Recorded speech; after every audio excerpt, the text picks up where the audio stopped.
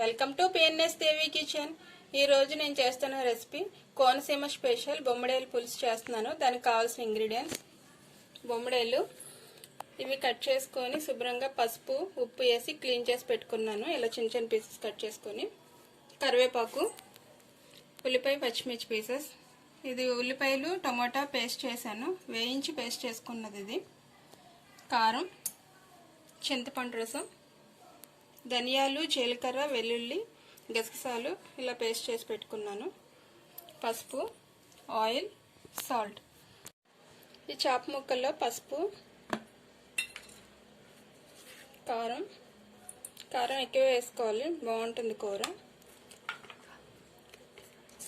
Salt,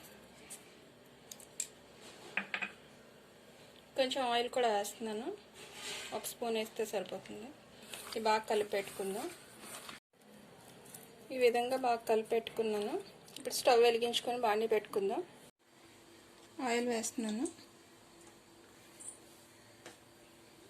oil heat అయింది. ఇప్పుడు ఉల్లిపాయలు పచ్చిమిర్చి వేస్తున్నాను.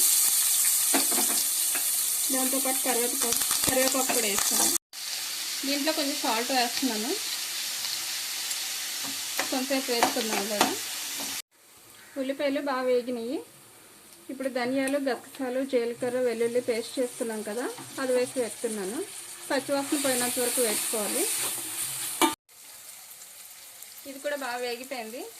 ఇప్పుడు టమాటా, ఉల్లిపాయ పేస్ట్ వేస్తున్నాను. దీంట్లోనే ఇంకొంచెం కారం వేస్తున్నాను, కొంచెం సాల్ట్.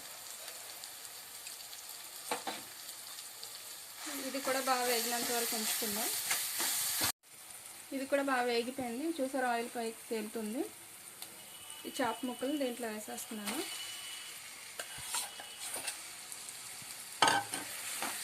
ఇలా కలుపుకొని మూత పెట్టుకుందాం. ఒక 2 నిమిషాల పాటు బాగా ఉప్పు కారం చాప ముక్కలకు పడుతుంది.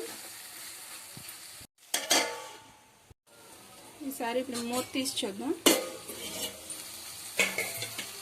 బాగా వేగిపోయింది. ఇప్పుడు చింతపండు రసం వేస్తున్నాను. దాంతోపాటు కొంచెం వాటర్ కూడా వేస్తున్నాను. ఇది చాప ముక్కలు వేసుకున్నాం కదా, దాని తాలూకా కారం ఉప్పు పట్టిన వాటర్ ఇది. కలుపుకొని ఒక 5 నిమిషాలు ఉడికించుకుందాం. కూర ఉడికిపోయింది. ఇప్పుడు సర్వింగ్ బౌల్లోకి తీసుకుందాం. వేడివేడిగా కోనసీమ స్పెషల్ బొమ్మడేలు పులుసు రెడీ అయింది. మీకు ఈ వీడియో నచ్చినట్టయితే లైక్ చేయండి, సబ్స్క్రైబ్ చేయండి.